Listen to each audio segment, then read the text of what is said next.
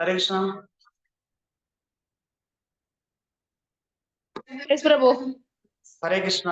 എല്ലാ ഭക്തന്മാർക്കും പ്രണാമം. നമുക്ക് തുടങ്ങാം. നാരായണം നമസ്കൃത്യ നരം ചൈവ നരോത്തമം ദേവീം സരസ്വതിം വ്യാസം തതോ ജയമുദ്രീ. നമ്മൾ കഴിഞ്ഞ ദിവസം പറഞ്ഞു നിർത്തിയത് അല്ലെ, ദുഷ്യന്തനും ശകുന്തലയുടെ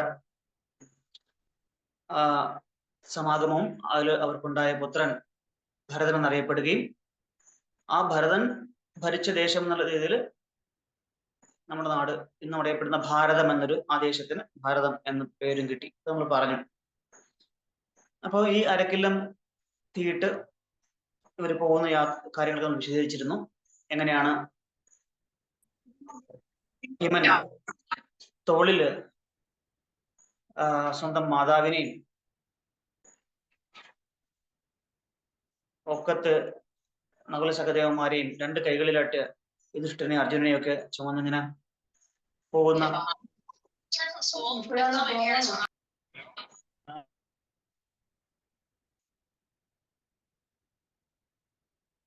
അങ്ങനെ ചുമന്നുകൊണ്ട് പോകുന്നതൊക്കെ നമ്മൾ കണ്ടു.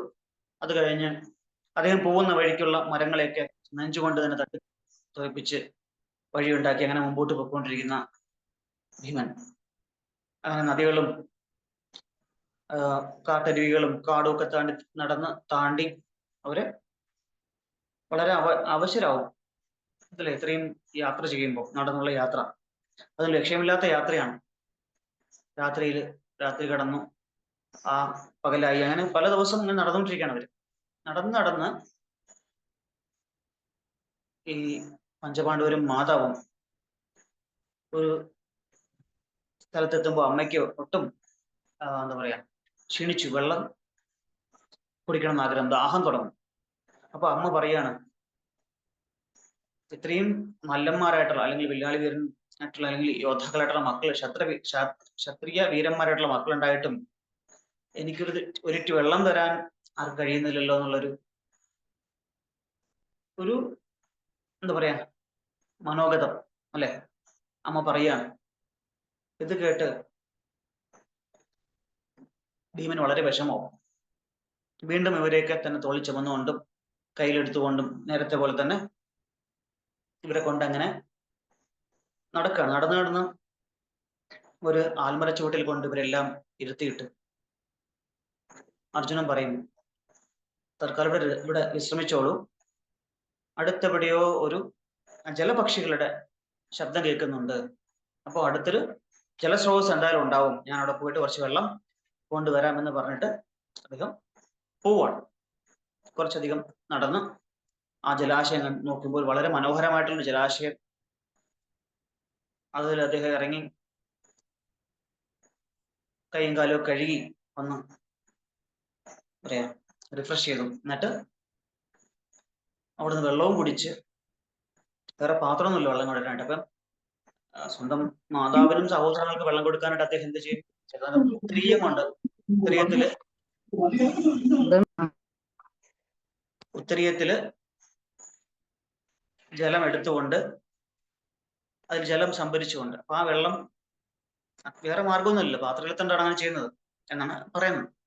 ആ തുണിയിൽ തന്നെ വെള്ളം എടുത്തുകൊണ്ട് മുക്കിക്കൊണ്ട് അപ്പൊ അത് പിഴിഞ്ഞ് വായിൽ ഒഴിച്ചു കൊടുക്കാന്നുള്ള ധാരണയിലായിരിക്കാം. അദ്ദേഹം നടന്നു വരുന്ന സമയത്ത്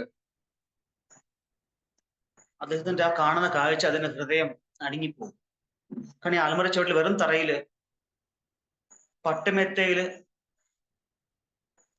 സകല രാജകീയ സുഖങ്ങളോടും കൂടി കിടന്നുറങ്ങേണ്ട സ്വന്തം സഹോദരങ്ങള്, ദേവന്മാരെ പോലെ അശ്വിനി ദേവന്മാരെ പോലെ ജ്വലിക്കുന്ന നകുല സഹദേവന്മാര്, ദേവേന്ദ്രന്റെ അതേ ശോഭയും പ്രതാപവും ഉള്ള അർജുനൻ, സാക്ഷാൽ യമധർമ്മന്റെ അതേ ഗുണഗണങ്ങളുള്ള യുധിഷ്ഠിര മഹാരാജാവ്, തങ്ങളുടെ സാധ്യമായ അമ്മ, ഇവരൊക്കെ വെറും തറയിൽ നിലത്ത് കിടന്ന് ഉറങ്ങണ കാണുമ്പോ ഹൃദയം തകർന്നു പോവാണ് ഭീമന്റെ. ഇത് കണ്ടിട്ട് ഭീമന്റെ ശത്രുത, ദുര്യോധനാദികളുടെ ആ ശത്രുത അത്യധികം വർദ്ധിക്കുകയാണ്. അപ്പോ ദുര്യോധന കൈ കിട്ടിയാൽ പൊടിച്ചു കളയുന്നുള്ള ഒരു അവസ്ഥയിലെത്തി ഈ ഭീമന്. അങ്ങനെ അദ്ദേഹം ഇങ്ങനെ ചിന്തിച്ച് നിൽക്കുന്ന സമയത്ത് ഈ പഞ്ചപാണ്ഡവന്മാരെയും മാതാവിനെയും വീക്ഷിച്ചുകൊണ്ട് വേറെ 4 കണ്ണുകൾ അവിടെ ഉണ്ടായിരുന്നു. ഒരു രാക്ഷസൻ, പേര് ഹിഡിംബ, അവന്റെ സഹോദരി ഹിഡിംബ. നമ്മൾ സംസ്കൃതത്തിൽ, നമ്മുടെ നാട്ടിൽ സാധാരണ പറയാറുള്ളത് ഹിഡിംബനും ഹിഡിംബി നമ്മൾ പറഞ്ഞു കേട്ടിട്ടുള്ളൂ അല്ലെ. പക്ഷെ മൂലഗ്രന്ഥത്തിൽ പറയുന്നത് ഹിഡിംബ ആൻഡ് ഹിഡിംബ.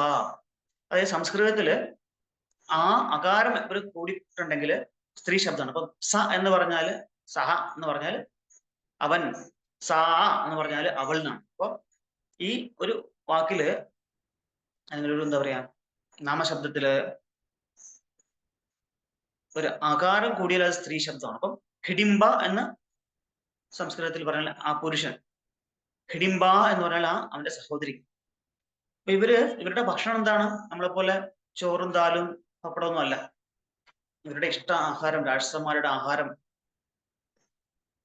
മദ്യവും മാംസവും ആസവങ്ങളൊക്കെയാണ്. അത് പ്രത്യേകിച്ചും രാക്ഷസന്മാർക്ക് ഏറ്റവും പ്രിയം നരമാംസം. അപ്പൊ നരഭോജികളായിട്ടുള്ള ഒരു രാക്ഷസനും അവന്റെ സഹോദരിയാണ് അവിടെ നിൽക്കുന്നത്. അപ്പം ഇന്ന് കുശാലായി, ഇത്രയും ആൾക്കാർ ഒരുമിച്ച് കിട്ടുകയല്ലേ. കുറെ നാളിന് ശേഷം അവർ ആഹാരം ഒന്നും മനുഷ്യന്മാരെ കിട്ടാതെ ഇരിക്കുകയായിരുന്നു, ആഹാരം കിട്ടാതെ. അപ്പം ഇത്രയും നല്ലൊരു ഭക്ഷണം കണ്ട് ഹിഡിംബൻ അത്യന്തം സന്തോഷിക്കുകയും സ്വന്തം സഹോദരിയുടെ ഹിഡിംബായെ അങ്ങോട്ട് പറഞ്ഞയച്ച് ഇവരെല്ലാം പിടിച്ചുകൊണ്ട് വരാനും അല്ലെങ്കിൽ എന്താ പറയാ വശപ്പെടുത്തി കൊണ്ടുവരാനായിട്ട് പറഞ്ഞയക്കുകയാണ് അങ്ങോട്ട്. അപ്പൊ സഹോദരന്റെ ആജ്ഞ അനുസരിച്ച് ഇവരെ പിടിച്ചുകൊണ്ടു പോകാനായിട്ട് വരുന്ന ഹിഡിംബ, നാട്ടിൽ നമ്മൾ ഹിഡിംബി എന്ന് പറയാം അല്ലെ, ആ ഹിഡിംബി എന്ന് തന്നെ പറയാം നമുക്ക്. ഹിഡിംബി അതായത് ഈ സ്ത്രീ രാക്ഷസി, രാക്ഷസ സ്ത്രീ ഭീമസേനെ കണ്ടിട്ട് എന്തെങ്കിലും അനുരക്തിയായി മാറുകയാണ്. ഭീമന്റെ ആ ആകാര സൗഷ്ഠവവും ആ ഗാംഭീര്യവും പൗരുഷവും ക്ഷാത്രവീര്യവും എല്ലാം കണ്ടിട്ട് അത്യന്തം പ്രണയപരവശയായിട്ട് ഒരു സുന്ദരിയായ സ്ത്രീയുടെ രൂപം ധരിച്ച്, ഈ രാക്ഷസർക്ക് അങ്ങനെ വളരെ അത്ഭുതകരമായിട്ടുള്ള സിദ്ധികളൊക്കെയുള്ളവരാണ്. രൂപം മാറാനും ഒക്കെ വളരെയധികം അല്ലെ. നമ്മൾ കണ്ടു രാമായണത്തില് മാരിജൻ മാനിന്റെ വേഷമായിട്ട് വന്നു അല്ലെ. ശൂർപ്പണഖ ഒരു സുന്ദരി രൂപത്തിൽ ലക്ഷ്മണനെ സമീപിക്കുന്നു അല്ലെ. അതൊക്കെ നമുക്കറിയാലോ. ഇവർക്ക് പലതരത്തിലുള്ള രൂപങ്ങളും സ്വീകരിക്കാനുള്ള ഒരു കഴിവുള്ള ആൾക്കാരാണ് ഈ രാക്ഷസന്മാർ. അവരുടെ ഭക്ഷണം മദ്യം, മാംസം ഇതൊക്കെയാണ് അവരുടെ പ്രിയപ്പെട്ട വസ്തുക്കൾ. അതിലും പ്രത്യേകിച്ചും നരമാംസം. അപ്പൊ ഈ ഭീമസേനെ കണ്ടിട്ട് ഈ ഇഷ്ടം എന്താ പറയാ ഒരു സുന്ദരിയുടെ രൂപത്തില്, സുന്ദരി യുവതിയായിട്ട് ആകാര സൗഷ്ഠവമുള്ള ഒരു സ്ത്രീയായിട്ട് വന്ന് സമീപിച്ചു പറയാണ്, ഹലോ യുവാവെ, എനിക്ക് താങ്കളെ അത്യധികം ഇഷ്ടപ്പെട്ടു. താങ്കളുടെ ഭാര്യയാവാൻ ആഗ്രഹമുണ്ട്. പക്ഷെ ഞാനൊരു രാക്ഷസിയാണ്. എന്റെ സഹോദരൻ ഹിഡിംബൻ ഇങ്ങോട്ട് നിങ്ങളെ ആഹാരമാക്കാനായിട്ട് പിടിച്ചുകൊണ്ട് പോകാൻ എന്നെ അയച്ചതാണ് എന്ന കാര്യം സത്യസന്ധമായിട്ട് പറയുന്നുണ്ട്. അപ്പോ ഇത്രയും ഇപ്പോ ഈ എന്താ പറയാ ഫുഡ് കൊണ്ടുവരാനായിട്ട്, ആഹാരം കൊണ്ടുവരാൻ പറഞ്ഞ സഹോദരി കാണാനായിട്ട് ഹിഡിംബൻ അങ്ങോട്ട് അന്വേഷിച്ചു വരികയാണ് അല്ലെ. നമ്മളെ എങ്ങനെ വലിയ കുട്ടി ചെറുപ്രായത്തില് അമ്മ നമ്മളെ കടയിലൊക്കെ പറഞ്ഞേക്കുമായിരുന്നു. നമ്മൾ ആരെങ്കിലും കണ്ട് സംസാരിച്ച് അല്ലെങ്കിൽ ഫ്രണ്ട്സിനെ കണ്ട് അവിടെ എന്തെങ്കിലും നമ്മൾ കുട്ടികളല്ലേ എന്തെങ്കിലും ഇങ്ങനെ എവിടെയെങ്കിലും പ്രത്യേകിച്ച് കാഴ്ചകളൊക്കെ കണ്ട് നിൽക്കുമ്പോൾ അമ്മ വടിയും കൊണ്ട് വരുന്നല്ലേ, എവിടെടാ ഇത്തിരി നേരം എന്ന് പറഞ്ഞിട്ട് അല്ലെ. അങ്ങനെ അതുപോലെ അതും ഇവൻ വിശന്നിരിക്കുകയാണ്. വിശന്നിരിക്കുന്ന സമയത്ത് ഇവർ സംഭാഷണം ഒക്കെ കണ്ട് ഇത് അവിടെ നിന്ന് കേട്ടുകൊണ്ട് വരികയാണ് ഈ ഹിഡിംബൻ.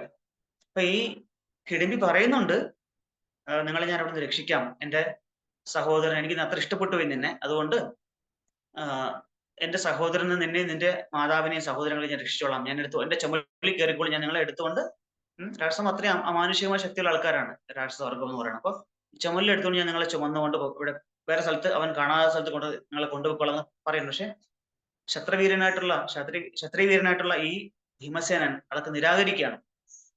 കാരണം ഒരു കേവലം ഒരു സ്ത്രീ, രാക്ഷസി, അവളുടെ ഒരു സഹായത്തിൽ എനിക്ക് രക്ഷപ്പെടേണ്ട, എനിക്ക് എന്റെ സ്വന്തം ശക്തി മതി, ഞാൻ നിന്റെ സഹോദരനെ ഞാൻ നേരിട്ടോളാം എന്ന് പറയാണ്. ഇത് കേട്ടുകൊണ്ട് ആ ഹിഡുംബൻ അവിടേക്ക് വരികയും അത്യന്തം ക്രോധത്തോടുകൂടി മുഷ്ടി ചുരുട്ടിക്കൊണ്ട് ആർത്തലച്ചുകൊണ്ട് ഭീമസേന നേരെ വരികയാണ്. ഉടൻ തന്നെ ഭീമസേനൻ കടന്നു പിടിച്ച് ഇവനെ രണ്ട് കൈയും പിടിച്ച് അവിടെ ഒരു മല്ലേറ് നടന്ന് അവനെ കൊണ്ട് ഇവനെ തറയിൽ തള്ളിയിട്ട്, ഇടിച്ച് താഴെ തള്ളിയിട്ടിട്ട് വലിച്ചഴിച്ച് കുറച്ച് ദൂരെ, വലിച്ചഴിച്ചുകൊണ്ട് ദൂരെ കൊണ്ടുപോകണം. കാരണം ഉറങ്ങുന്ന അമ്മയും സഹോദരങ്ങളും ഇത് അറിയരുത്, അവർക്ക് ഒരു എന്താ പറയാ ബുദ്ധിമുട്ടുണ്ടാവരുത്, അവരുടെ ഉറക്കത്തിനൊരു ഭംഗം വരരുതെന്ന് വെച്ചിട്ട് അങ്ങനെ വലിച്ചഴിച്ച് അല്പം ദൂരേക്ക് കൊണ്ടുപോകണം. അവിടെ കൊണ്ടുപോയിട്ട് നന്നായിട്ട് പ്രഹരിക്കുന്നുണ്ട്. ഇവർ തമ്മിൽ വലിയ യുദ്ധം നടക്കുന്നുണ്ട് അവിടെ, യുദ്ധം, ഈ റെസ്ലിംഗ് പോലെ നല്ല യുദ്ധം നടക്കുകയാണ്. ഈ ശബ്ദവും നിലവിളിയും ഈ ഹിഡുംബന്റെ നിലവിളിയൊക്കെ കേട്ടിട്ട് ആണ് ഇവർ ഉണരുന്നത്. അപ്പോൾ നോക്കുമ്പോൾ അടുത്തൊരു സുന്ദരിയായിട്ടുള്ള ഒരു പെൺകുട്ടി നിൽക്കുന്നുണ്ട്. അപ്പൊ അവള് ഈ കാര്യങ്ങളൊക്കെ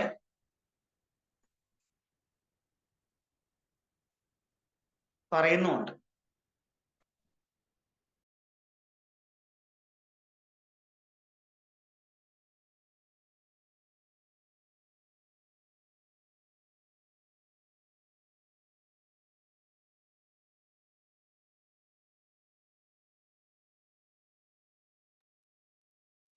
അങ്ങനെ പെട്ടെന്ന് ഈ ഹിഡുംബന്റെ നിലവിളി, എന്താണ് ഭീമൻ ചെയ്തത് അവിടെ? ഈ ഹിഡുംബൻ, അതായത് ഈ ആണായിട്ടുള്ള അസുരൻ, അല്ലെ അസുരനല്ല രാക്ഷസൻ, ഇയാളോട്ടാണല്ലോ യുദ്ധം ചെയ്തുകൊണ്ടിരുന്നത്. ഇയാളെ ഭീമസേന എന്ത് ചെയ്യുന്ന വെച്ചാല് പൊക്കിയെടുത്തിട്ട് തന്റെ തലയ്ക്ക് മുകളിലായിട്ട് കൊണ്ടുപോകും. രണ്ട് കീണ്ടും പൊക്കിയെടുത്ത് തലയ്ക്ക് മുകളിൽ കൊണ്ടുവന്നിട്ട് ഒരു 100 തവണ കറക്കിയിട്ട് നിലത്തേക്ക് എടുത്ത് എറിയും. അങ്ങനെ വളരെ ശബ്ദത്തോടുകൂടി ചെന്ന് നിലത്ത് വീണ് ഇയാള് എല്ലൊക്കെ ഓടിയും ഇയാളുടെ. അതോടുകൂടി ഇയാളുടെ ജീവൻ പോവുകയാണ്. അങ്ങനെ അപ്പോഴാണ് ഈ അമ്മയും സഹോദരങ്ങളും വന്ന് ഇതൊക്കെ കാണുന്നതും ഭീമസേനന്റെ ഈ പരാക്രമം കണ്ട് അവരെല്ലാം അത്യന്തം സന്തോഷിക്കുകയൊക്കെ ചെയ്തിട്ട് ഇക്കടെ സമയത്താണ് അടുത്തൊരു ഇങ്ങനെ ഒരു പെൺകുട്ടി നിൽക്കുന്നുണ്ട്, സ്ത്രീ നിൽക്കുന്നുണ്ട്. അപ്പൊ അത് ആരാണെന്ന് അവർക്ക് മനസ്സിലായി. അപ്പം ഭീമസേനൻ കാര്യങ്ങളൊക്കെ ഇവർ തമ്മിൽ ഇങ്ങനെ കാര്യങ്ങളൊക്കെ പറയും. അമ്മയും സഹോദരനും ഉറങ്ങിക്കിടന്ന സമയത്ത് ഇങ്ങനെ വന്നു, കാര്യങ്ങൾ എല്ലാവർക്കും എല്ലാം മനസ്സിലാവും. അപ്പോ നിരാലംബയായിട്ടുള്ള ഈ ഹിഡിംബ അല്ലെങ്കിൽ സ്ത്രീ രാക്ഷസി തന്റെ ഇംഗിതം വീണ്ടും ഭീമസേനോട് പറയാണ്. അപ്പോൾ ഭീമസേന അത് സമ്മതിക്കുന്നില്ല. അങ്ങനെ അത് മാത്രമല്ല, ഭീമസേന പറയുന്നുണ്ട്, നിന്നെ ഞാൻ ഒരിക്കലും വിശ്വസിക്കില്ല, കാരണം നിന്റെ സഹോദരനെ കൊന്ന പക, അതെപ്പോഴും പക എന്ന് പറയുന്നത് എപ്പോഴും അത് കൊണ്ടു നടക്കുന്ന ഒരു ആർക്കും പെട്ടെന്ന് മറക്കാൻ പറ്റാത്ത കാര്യമാണ്. സഹോദരനെ കൊന്നതുകൊണ്ട് നീ പക വീട്ടാനാണ് ഇങ്ങനെ വരുന്നത് എന്ന് പറഞ്ഞിട്ട് അവളെ കൊല്ലാനായിട്ട് ഇങ്ങനെ ആക്രോശിച്ചു പോകുമ്പോ യുധിഷ്ഠിരൻ പറയും, സ്ത്രീകളെ ഉപദ്രവിക്കാൻ പാടില്ല, സ്ത്രീകളെ കൊല്ലാൻ പാടില്ല, അത് ശാസ്ത്രവിരുദ്ധമാണ്. ഇതാണ് നമ്മുടെ വൈദിക സംസ്കാരത്തിന്റെ ഒരു വിശേഷത. സ്ത്രീകളെ സംരക്ഷിക്കേണ്ടതാണ്, അല്ലാതെ അവരെ ഉപദ്രവിക്കേണ്ടതല്ല. അല്ലെ, എത്ര നാരി പൂജന്തേ പ്രജമന്ത ദേവത, എല്ലാ സ്ത്രീകൾ ഇവിടെ ആദരിക്കപ്പെടുന്നുണ്ടോ, സംരക്ഷിക്കപ്പെടുന്നു, അവിടെ എല്ലാ ദേവതകളും അവിടെ അവർ അനുഗ്രഹം ചൊരിയുന്നതാണ് പറയുന്നത്. അപ്പോൾ സ്ത്രീകളെ ഉപദ്രവിക്കുകയോ കൊല്ലുകയോ ചെയ്യുന്ന നമ്മുടെ വൈദ്യ സംസ്കാരത്തിന്റെ ഒരു ഭാഗമല്ല. സംരക്ഷിക്കുക എന്നുള്ളതാണ് നമ്മുടെ ധർമ്മം, നമ്മുടെ വൈദ്യ സംസ്കാരത്തിന്റെ പാരമ്പര്യം എന്ന് പറയാം. അപ്പോ ഇതൊക്കെ പറഞ്ഞ യുധിഷ്ഠിരൻ ഭീമനെ തടയുകയാണ്. ഇത്രയായപ്പോ ഈ സ്ത്രീ അല്ലെങ്കിൽ രാക്ഷസ സ്ത്രീ കുന്തി ദേവിയോട് അടുത്തായിട്ട് പോയി തന്റെ കാര്യങ്ങൾ യാചിക്കുകയാണ്. അപ്പോ ആയാലും സ്ത്രീ അല്ലേ, അതും ഒരു മാതൃഹൃദയമല്ലേ. അപ്പൊ ഒരു പെൺകുട്ടി ഒരു അമ്മയുടെ മുമ്പിൽ നിന്ന് യാചിച്ചു കഴിഞ്ഞാൽ അതിന് രാക്ഷസി ആയാലും ശരി ആ അമ്മയുടെ മനസ്സലിയും. പ്രത്യേകിച്ചും കുന്തിദേവിയെ പോലൊരു സാധ്യമായിട്ടുള്ള ഒരു അമ്മ, ആ മാതൃഹൃദയം എന്നതാണ്, ആ മാതൃത്വം എന്ന് പറഞ്ഞതാണ്. എല്ലാവരുടെ അനുകമ്പയും സ്നേഹവും ഒരു ദയയും ഒക്കെയാണ് ആ മാതൃത്വം എന്ന് പറയുന്നത്. സ്ത്രീത്വത്തിന്റെ ഒരു മുഖമുദ്ര എന്ന് പറയുന്നത് തന്നെയാണ്. പ്രത്യേകിച്ച് മാതൃത്വം എന്ന് പറയുമ്പോൾ ആ മാതാവിന്റെ മനസ്സിന്റെയും പ്രത്യേകത അത് തന്നെയാണ്. അവര് പെട്ടെന്ന് അലിയുന്ന മനസ്സുള്ളവരാണ് ഈ അമ്മമാര്. അല്ല, അതുകൊണ്ടാണ് നമ്മള് അച്ഛനോട് പറയാത്ത കാര്യങ്ങൾക്ക് അമ്മയോട് പറഞ്ഞ കാര്യം സാധിക്കുന്നത് പണ്ടൊക്കെ, അല്ലെ? കുട്ടിക്കാലത്ത് അമ്മയുടെ മാതൃഹൃദയം അത്രയും വിമലമാണ്, പരിശുദ്ധമാണ്. അപ്പോ കുന്തി ദേവി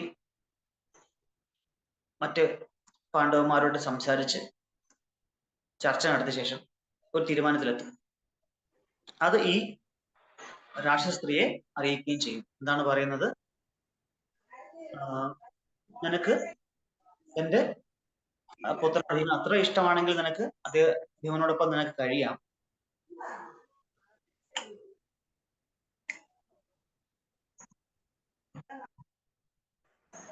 നിനക്ക് കഴിയാം ഭീമനോടൊത്ത്.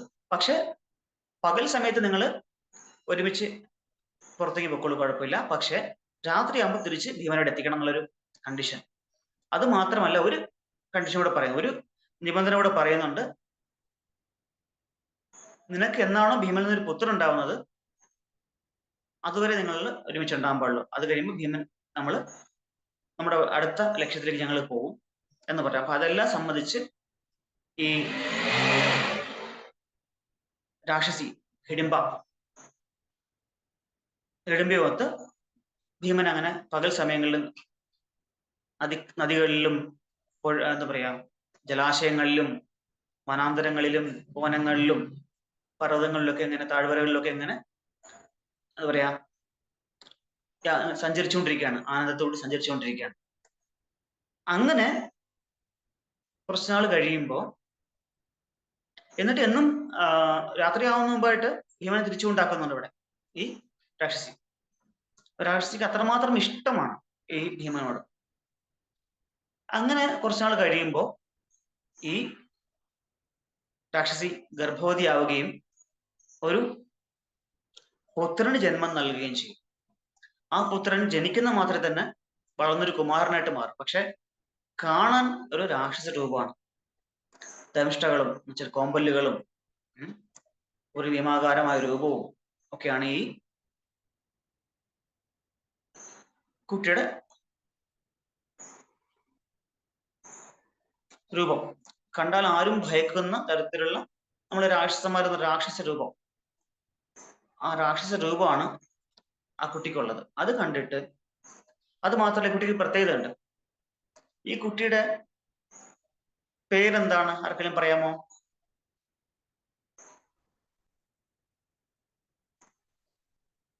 ഈ ഹിഡിംബ അല്ലെങ്കിൽ ഘടോൽഗജൻ. അതെ, ഘടോൽഗജൻ. എന്താണ് അതിന്റെ അർത്ഥം? അതറിയില്ല പ്രഭു. ഘടം എന്ന് വെച്ചാൽ എന്താണ്? കുടം. അതെ. അതായത് ഈ കുട്ടി കഷണ്ടിത്തലനായിരുന്നു ജന്മന തന്നെ. ഘടോൽഖജൻ, ഘടം പോലെ അല്ലെങ്കിൽ കുടം പോലത്തെ തലയുള്ളവൻ, തലയോട് കൂടിയവൻ എന്നർത്ഥം. നമ്മുടെ സംസ്കൃത ഭാഷ എന്ത് മനോഹരമാണ്, അല്ലെ? ഓരോരുത്തർക്കും ഒരു നമ്മളെ വട്ടപ്പേരെന്നോ ഇരട്ടപ്പേരെന്നോ പറയുന്ന പോലത്തെ പേരിട്ടാ പോലെ അതിനെന്തോ ഒരു വലിയ മഹത്തരമായിട്ടുള്ള പേരുകൾ തോന്നും, അല്ലെ? അതായത് നമ്മൾ പലരെയും പോലെ പാറത്തലയൻ അല്ലെങ്കിൽ എന്ന് പറയാനൊക്കെ പറയും പോലെ ഈ കുടത്തിന് തല പോലെ കഷണ്ടി തലയൻ. അതുകൊണ്ടാണ് ആ കുട്ടിക്ക് അച്ഛനും അമ്മയും ആ പേരിട്ടത്. സംസ്കൃതത്തിൽ നമ്മൾ ഒരാളെ മോശമാക്കി പറഞ്ഞാലും അത് മോശമാക്കാൻ പറ്റില്ല. അങ്ങനത്തെ മോശം വാക്കുകൾ സംസ്കൃതത്തിൽ ഇല്ല, മോശമായിട്ട് തോന്നില്ല നമുക്ക്. അപ്പൊ ഘടോൽഖജൻ. അപ്പൊ ഈ കുട്ടി ജന്മന കഷണ്ടിത്തലയനായതുകൊണ്ടും ഈ കുട്ടിക്ക് പക്ഷെ അത്യന്തം ശക്തിശാലിയായിരുന്നു. അച്ഛന്റെയും അമ്മയുടെയും ഒക്കെ ശക്തി ഒരുപോലെ കിട്ടിയൊരു കുട്ടിയാണ്. അപ്പൊ അത്യന്തം ശക്തിശാലിയായിട്ടുള്ള കുട്ടിയാണ് ഈ ഘടോൽഖജൻ. അങ്ങനെ ഘടോൽഖജൻ ജനിക്കുന്ന മാത്രം തന്നെ അമ്മ പറഞ്ഞ വാക്ക് പാലിച്ചുകൊണ്ട് അവിടുന്ന് പോവുകയാണ്. പിന്നെ ഘടോൽഖജൻ കുറച്ചു നേരം അവിടെ ഉണ്ടാവും. അപ്പം അച്ഛനോടും എന്താ പറയാ അച്ഛന്റെ സഹോദരന്മാരോടും മുത്തശ്ശിയോടും ഒക്കെ സംസാരിച്ചിട്ട് ഘടോൽഖജൻ പറയുന്നുണ്ട്, ഞാനും പോവുകയാണ്, ഞാൻ രാക്ഷസനാണ്, എനിക്ക് പോണം. നിങ്ങൾക്ക് എപ്പോ എന്താവശ്യം ഉണ്ടെങ്കിലും എന്നെ വിളിച്ചാൽ മതി, അപ്പൊ ഞാൻ എത്തിക്കൊള്ളാം എന്നുള്ള വാക്ക് കൊടുത്തിട്ടാണ് കുട്ടി അവിടുന്ന് പോകുന്നത്. വളരെ അതിശക്തനായിട്ടുള്ള ആ പ്രായത്തിൽ ജനിച്ചോടനെ തന്നെ യുവാവന്മാരെ ആ യുവാവ് യുവാവിന്റെ കുമാരൻ അത്യന്തം ശക്തിശാലിയായിട്ടുള്ളൊരു രാക്ഷസനായിട്ട് മാറുകയാണ്. അപ്പൊ ഈ രാക്ഷസൻ കുമാരൻ അവിടുന്ന് പോകുന്നുണ്ട് അവിടുന്ന്. അപ്പോ ഇനി വേറൊരു ഇതെന്ന് അതിനകത്ത് പറയുന്നത്, ഇത് ദേവേന്ദ്രന്റെ പ്രത്യേക സൃഷ്ടിയാണ് ഈ ഒരു കുമാരൻ, അല്ലെങ്കിൽ ഈ ഒരു രാക്ഷസ കുമാരൻ. കാരണം ദേവേന്ദ്രൻ അറിയാം, കർണൻ എന്നായാലും അർജുനന് ഒരു ശരിയായ എതിരാളിയാണ്. കർണന്റെ അസ്ത്രം എന്നായാലും ഒരു ദിവസം അർജുനെതിരെ വരും. അപ്പോ സ്വന്തം പുത്രനായിട്ടുള്ള അർജുനെ രക്ഷിക്കാനായിട്ട് ഇന്ദ്രന്റെ ചില ലീലകളുണ്ടായ സന്ദർഭമാണ് ഇതും. അങ്ങനെയാണ് ഈ ഘടോൽകചൻ ഉണ്ടാവാൻ്റെ കാരണവും അതിന്റെ പിന്നിൽ പ്രവർത്തിച്ചത് ഇന്ദ്രനാണ് എന്ന് പറയുന്നുണ്ട്. അപ്പോൾ അതെല്ലാം കഴിഞ്ഞു ഇവർ പിന്നെയും അവിടെ നിന്ന് യാത്രയാണ്. അപ്പൊ ഇതിനിടയ്ക്ക് ഇവര് മുത്തശ്ശനായിട്ടുള്ള വ്യാസദേവനെ കണ്ടുമുട്ടുകയാണ്. വ്യാസദേവനെ കണ്ട് നടന്ന കാര്യങ്ങളൊക്കെ അദ്ദേഹം പറഞ്ഞു, ഞാൻ എൻ്റെ ദിവ്യദൃഷ്ടി കൊണ്ട് നിങ്ങൾക്ക് സംഭവിച്ച കാര്യങ്ങളൊക്കെ ഞാൻ അറിഞ്ഞു. നിങ്ങൾ രണ്ടുപേരും, അതായത് ധൃതരാഷ്ട്രപുത്രന്മാരും പാണ്ഡുപുത്രന്മാരായിട്ട് നിങ്ങളും എനിക്ക് തുല്യരാണ്. പക്ഷെ എങ്കിലും നിങ്ങളുടെ ഇപ്പോഴത്തെ അവസ്ഥ എനിക്ക് മനസ്സിലായി, അതുകൊണ്ട് നിങ്ങൾക്ക് ഞാൻ പ്രത്യേക അനുഗ്രഹം തരുന്നു, നിങ്ങളെ ഞാൻ സഹായിക്കും എന്ന് അദ്ദേഹം, എൻ്റെ പ്രത്യേക ഒരു വാത്സല്യ, ഒരു കൃപ നിങ്ങളിൽ ഉണ്ടാവുമെന്ന് വ്യാസദേവൻ പറയുന്നുണ്ട്. എന്നിട്ട് വിഷണയായിരിക്കുന്ന ഈ കുന്തിമാതാവിനോട് അദ്ദേഹം പറയുന്നുണ്ട്, അല്ലയോ എൻ്റെ എന്താ പറയാ പുത്രവധു, അല്ലെങ്കിൽ എൻ്റെ മരുമകളെ, നീ വിഷമിക്കണ്ട, ഇപ്പോഴത്തെ ഈ ബുദ്ധിമുട്ടൊന്നും നീ വലിയ കാര്യമൊക്കെ എടുക്കണ്ട. നിന്റെ പുത്രന്മാര് ഈ ഭൂമി തന്നെ അടക്കി വാടുന്ന ചക്രവർത്തിമാരായിട്ട് മാറും. അതുകൊണ്ട് അത് നിന്റെ ഈ മകൻ, പ്രത്യേകിച്ചും യുധിഷ്ഠിരൻ, ഈ ഭൂമിയുടെ ചക്രവർത്തിയായിട്ട് മാറും. അതുകൊണ്ട് ഇപ്പോഴത്തെ സാഹചര്യങ്ങളിൽ നീ കണ്ട് നിരാശപ്പെടണ്ട, ഹൃദയം വേദനിക്കണ്ട എന്ന് വ്യാസദേവനെ അനുഗ്രഹിക്കുകയാണ്. അദ്ദേഹം പറയുന്നുണ്ട്, തൽക്കാലം നിങ്ങൾ ഇവിടുന്ന് യാത്ര ഏകചക്ര എന്ന് പറഞ്ഞ ഒരു സ്ഥലത്ത് പോയിട്ട് താമസിക്കണം. ഞാൻ എപ്പോൾ തിരിച്ചു വരുന്നവരെ നിങ്ങൾ അവിടെ തന്നെ ഉണ്ടാവണം. വേഷപ്രച്ഛന്നരായിട്ട് അവിടെ ബ്രാഹ്മണകുമാരന്മാരായിട്ട് നിങ്ങൾ ജീവിച്ചാൽ മതി എന്ന് പറഞ്ഞിട്ട് ഇദ്ദേഹം ഇവരെയും കൊണ്ടുപോയി, ഏകചക്രയെ കൊണ്ടുപോയി ഒരു ബ്രാഹ്മണ ഗൃഹത്തിൽ, അവിടുത്തെ ഒരു ബ്രാഹ്മണന്റെ വീട്ടിൽ ഏൽപ്പിച്ചു കൊടുക്കുകയാണ് താമസിക്കാനായിട്ട്. പണ്ട് കാലങ്ങളിൽ അങ്ങനെയാണ്. പണ്ടിങ്ങനെ ഹോട്ടൽസോ അങ്ങനെയൊന്നും ഇല്ലല്ലോ, സത്രങ്ങളുണ്ട്. അതിനു മുന്നേ തന്നെ ചില മറ്റു നാട്ടിൽ നിന്ന് ആൾക്കാരെ സ്വന്തം വീടുകളിൽ താമസിപ്പിക്കാറുണ്ട്. ബ്രാഹ്മണരെയൊക്കെ താമസിപ്പിക്കാറുണ്ട്. അങ്ങനെ അത് പ്രത്യേകിച്ച് അവരുടെ നിന്ന് പൈസ മേടിച്ചിട്ടോ അല്ലെങ്കിൽ ധനം മേടിച്ചിട്ടൊന്നും അല്ല, അല്ലാതെ തന്നെ അവരെ അങ്ങനെ ഒരു ധർമ്മത്തിന്റെ ഭാഗം. നമ്മുടെ സനാതനം അത്ര മനോഹരമായിരുന്നു ഒരു കാലത്ത്. അതിഥികൾ അല്ലെ, അതിഥി എന്ന് പറഞ്ഞാൽ എന്താണ്? തിഥി നോക്കാതെ വരുന്നവരാണ്. ഇപ്പോഴത്തെ പോലെ വാട്സപ്പ് മെസ്സേജ് അയച്ചിട്ടോ അല്ലെങ്കിൽ ഫോൺ വിളിച്ച് പറഞ്ഞിട്ട് വരുന്നവരല്ല അതിഥി എന്ന് പറയുന്നത്. അവരുടെ വരവ് അറിയാതെ വരുമ്പോൾ അവരെ നമ്മൾ എന്താ പറയാ, അതിഥി ദേവോ ഭവ എന്ന് പറഞ്ഞ ദേവന്മാരെ പോലെ നമ്മൾ സ്വീകരിച്ച് ആനയിച്ച് അവർക്ക് വേണ്ട സൗകര്യം ചെയ്തു കൊടുക്കുന്ന ഒരു കാലഘട്ടം ഉണ്ടായിരുന്നു നമ്മുടെ സനാതനധർമ്മത്തിലും ഭാരതത്തിലും. അപ്പൊ അങ്ങനെ ഈ ബ്രാഹ്മണൻ ഇവർക്ക് രക്ഷപ്പെട്ടു വന്നത് ദുര്യോധന അറിയാൻ പാടില്ല. ദുര്യോധന് ഇന്നത്തെ പോലെ തന്നെ ചാര ശൃംഖലയുണ്ട് അല്ലെ, സ്പൈ നെറ്റ്വർക്ക് ഉണ്ട്. അപ്പോ പെട്ടെന്ന് ഇവരൊരു ശക്തി പ്രാപിക്കാത്ത ഒരു കാലഘട്ടത്തിൽ തിരിച്ചറിയപ്പെട്ടു കഴിഞ്ഞാൽ വീണ്ടും ഒരു നാശത്തിലേക്ക് പോകും. ഇവർക്ക് ഉദ്ദേശിക്കുന്ന പരമ്പരാഗതമായി കിട്ടേണ്ട രാജ്യമോ അല്ലെങ്കിൽ ഒന്നും കിട്ടില്ല. ക്ഷത്രിയന്മാർക്ക് വെറുതെ ഇരിക്കാൻ പറ്റില്ല. അവർക്ക് അവരുടെ ഒരു എന്താ പറയാ ഭരണം ചെയ്തിട്ട് ഇരിക്കാൻ പറ്റുമോ, അല്ല അവർക്ക് അവരെ കൊണ്ട് വേറെ ജോലിയൊന്നും ചെയ്യാൻ പറ്റില്ല. അവരുടെ ഗുണകർമ്മം അങ്ങനെയാണ്. അപ്പൊ അതുകൊണ്ട് ആ രാജ്യം എന്താ പൂർവികമായി കിട്ടേണ്ട രാജ്യത്തിന്റെ അവകാശം നേടിയെടുക്കാൻ വേണ്ടി ഇപ്പൊ കുറച്ചു നേരം, അതാണ് ആ ഒരു എന്താ പറയാ കൗശലം, അല്ലെങ്കിൽ ആ ഒരു നീതി അല്ലെ ധർമ്മം എന്ന് പറയുന്നത് അല്ലെ, കൗടില്യ നീതി, ചാണക്യ നീതി എന്ന് പറയണത്. അതായത് നമുക്ക് എപ്പോഴാണോ ശക്തി ഇല്ലാത്തത് അപ്പൊ നമ്മൾ കുറച്ചൊക്കെ ഒന്ന് സഹിച്ചും ക്ഷമിച്ചും നമ്മളുടെ ആ ഒരു നല്ല കാലം വരുന്നവരെ, ശക്തി അല്ലെങ്കിൽ സപ്പോർട്ട് കിട്ടുന്ന കാലം വരുന്നവരെ കുറച്ച് ക്ഷമിച്ചേ പറ്റുള്ളൂ. അത് നമ്മൾ എടുത്തു ചാടി ഒന്നിനും ഒരു തീരുമാനമോ അല്ലെങ്കിൽ റിയാക്ഷനോ പാടില്ല. നമുക്ക് അശക്തനായിരിക്കും, നമ്മുടെ ശക്തി കുറയുന്ന സമയത്ത് ഒരാളെ നമ്മൾ റിയാക്ട് ചെയ്യുന്ന, നമ്മൾ അയാളുടെ പകരം വിട്ടു ചെന്ന് കഴിഞ്ഞാൽ നമുക്ക് പിന്നെ സർവനാശമായിരിക്കും അല്ലെ. അപ്പൊ അതുകൊണ്ട് നമ്മളിപ്പോ യുദ്ധം ചെയ്യണമെന്നല്ല പറയണത്, നമ്മളെ ആരെങ്കിലും ഉപദ്രവിക്കുകയോ ഒക്കെ ചെയ്യാൻ നമ്മൾ ക്ഷമിക്കുക കുറച്ച്. നമ്മുടെ ഗതികേടുണ്ടായിരിക്കും, നമുക്കത് സഹിച്ചേ പറ്റൂ. അപ്പൊ നമ്മൾ നല്ലൊരു കാലം വരെ ക്ഷമിച്ചിരിക്കുക നമ്മൾ, അല്ലാതെ നമുക്ക് വേറെ ഒന്നും ചെയ്യാൻ പറ്റില്ല. ഡിസപ്പോയിന്റ് ആവേണ്ട കാര്യം, നമ്മൾ മനസ്സ് തകരേണ്ട ആവശ്യമൊന്നുമില്ല. നമ്മുടെ സമയം നല്ലത് വരുമ്പോൾ നമുക്ക് ഇതെല്ലാം തിരിച്ചു കിട്ടും. അങ്ങനെ ഇവരെ ആ ബ്രാഹ്മണ ഗൃഹത്തിൽ ഏൽപ്പിച്ചിട്ട് വ്യാസദേവൻ പോകുമ്പോൾ അങ്ങനെ കുറച്ച് ദിവസങ്ങൾ കഴിയും. ഇവരെങ്ങനെ ജീവിച്ചിരുന്ന, ബ്രാഹ്മണരുടെ പണ്ടത്തെ ധർമ്മം എന്തായിരുന്നു, അവര് പുറത്തു പോയിട്ട് യാചിക്കുക അല്ലെ, യാചിച്ച് കിട്ടുന്ന കിട്ടുന്ന ദ്രവ്യം കൊണ്ടാണ് അവർ ജീവിച്ചിരുന്നത്. അങ്ങനെ ഈ 5 കുമാരന്മാരും ദിവസവും പല ദിക്കിലേക്കായിട്ട് യാചിക്കാനായിട്ട് പോകും. കിട്ടുന്നത് കൊണ്ട് അമ്മയുടെ കൊടുക്കും. അമ്മ അത് ഒരുമിച്ച് ചേർത്തിട്ട് തുല്യമായി ഭാഗിച്ച് മക്കൾക്ക് കൊടുക്കും. അതായിരുന്നു അവിടെ നടന്നുകൊണ്ടിരുന്നത്. അങ്ങനെ ഒരു ദിവസം ഭീമസേനൻ പോയില്ല ഭിക്ഷയ്ക്ക്. ബാക്കി 4 പേരും പുറത്തുപോയി. അമ്മയും മകനുമായിട്ടിരിക്കുന്ന സമയത്ത് പെട്ടെന്ന് ഇവർ താമസിക്കുന്ന ആ ബ്രാഹ്മണ ഗൃഹത്തിൽ ബ്രാഹ്മണന്റെ മുറിയിൽ നിന്നും പൊട്ടിക്കരച്ചിലും നിലവിളിയും എന്താ പറയാ ഒരു എന്താ പറയണ ഒരു വല്ലാത്തൊരു എന്താ പറയാ, സംഘർഷം എന്ന് പറയാൻ പാടില്ല, ഒരു ദുഃഖാവസ്ഥ, ഒരു നിലവിളിയും ബഹളവും കരച്ചിലും ഒക്കെ ഉള്ള ഒരു അവസ്ഥ. ഇത് കേട്ടിട്ട് കുന്തിദേവിക്ക് എന്തോ പെട്ടെന്ന് എന്തോ എന്താണെന്ന് അറിയാനൊരു ഒരു ആകാംക്ഷ. എന്ത് പറ്റി? നമുക്ക് ഇത്രയും എന്താ പറയാ, നമ്മുടെ താമസ സൗകര്യമൊക്കെ നമ്മളെ അതിഥികളായിട്ട് ഇവിടെ നമ്മുടെ ഇത്രയും വേണ്ട എല്ലാ കാര്യം ചെയ്ത് നിർത്തുന്ന ഈ ബ്രാഹ്മണർക്ക് എന്താണ് പറ്റിയതെന്ന് അറിയാനായിട്ട് കുന്തിദേവി അങ്ങോട്ടേക്ക് പോകുന്നുണ്ട്. ആ വാതിൽക്കലേക്ക് പോകുമ്പോൾ കുന്തിദേവി കാണുന്ന ഒരു ദാരുണമായിട്ടുള്ള ഒരു അവസ്ഥയാണ്. ഇവരെല്ലാവരും അടുത്തിരുന്ന് നിലവിളിച്ച് കരഞ്ഞ് പറയുന്നത്. അതില് ഈ എന്താ പറയാ, സ്ത്രീ ബ്രാഹ്മണന്റെ ബ്രാഹ്മണ പത്നി പറയാണ്, ഞാൻ ഇന്ന് പോവാം, ഞാൻ മരിച്ചാലും ഞാൻ പോയാലും എന്നെ കൊല്ലില്ല. സ്ത്രീകൾ അങ്ങനെ ആരും കൊല്ലാറില്ലല്ലോ. അന്നൊക്കെ അങ്ങനെ ധർമ്മം ഉണ്ടായിരുന്നു, സ്ത്രീകളെ ആരും കൊല്ലാൻ പാടില്ല, കൊല്ലില്ല, അങ്ങനെയൊക്കെ സ്ത്രീകളെ വെറുതെ വിടുന്ന ഉപദ്രവിക്കാത്ത ഒരു കാലഘട്ടമായിരുന്നു അന്നൊക്കെ. അപ്പം സ്ത്രീ ആയതുകൊണ്ട് എന്നെ ഉപദ്രവിക്കില്ല, ഞാൻ പോവാം എന്നുള്ള ഒരു അഭിപ്രായം പറയുന്നുണ്ട്. അപ്പൊ അത് കണ്ടിട്ട് ബ്രാഹ്മണൻ ആ സ്ത്രീയെ, ഭാര്യയെ കെട്ടിപ്പിടിച്ച് വീണ്ടും പൊട്ടിക്കരയുന്നൊരവസ്ഥ. ഇത് കഴിഞ്ഞപ്പോ മകള് പറയാണ്, അച്ഛനും അമ്മയും ഒന്നും പോണ്ട, ഞാൻ പോവാം, എന്തായാലും വിവാഹം കഴിഞ്ഞ് പോകുമ്പോ എന്നെ നിങ്ങൾ പിരിയേണ്ടാണല്ലോ എന്നെങ്കിലും, അതുകൊണ്ട് ഞാൻ പോയി മരിച്ചാലും കുഴപ്പമില്ല, നിങ്ങൾക്ക് അത്ര വിഷമം ഉണ്ടാവേണ്ട കാര്യമില്ലല്ലോ എന്ന് പറയും. അപ്പോ ഇത് കണ്ടിരുന്ന ഒരു കുട്ടി, അവൻ സംസാരിക്കാൻ പോലും അത്ര അറിയില്ല, അങ്ങനത്തെ ഒരു കുട്ടിയാണ് ആ മകൻ, ബ്രാഹ്മണകുമാരൻ. അവൻ തറയുന്ന ഒരു പുല്ലെടുത്തിട്ട് പറയാണ്, ഈ പുല്ലുകൊണ്ട് എന്റെ മന്ത്രത്തല ഞാൻ അയാളെ കൊല്ലും, അച്ഛനമ്മയും വിഷമിക്കണ്ട. ഈ നമ്മൾ കാണില്ലേ കുട്ടികളുടെ ആ ഒരു തമാശയും കുസൃതിയും, നമ്മൾ എത്ര സങ്കടത്തിലോ വിഷമത്തിലോ അവരുടെ ആ കുസൃതി കാണുമ്പോൾ നമ്മുടെ മനസ്സറിയാതെ ഒന്ന് അലിഞ്ഞു പോകും. എത്ര വലിയ സംഘർഷഭരിതമായിട്ടുള്ള സാഹചര്യമാണെങ്കിലും മനസ്സൊന്ന് അലിഞ്ഞു പോകും. ഒന്ന് നമ്മുടെ ആ സിറ്റുവേഷൻ ലൈറ്റ് ആവും, അവരുടെ കുസൃതി കാണും.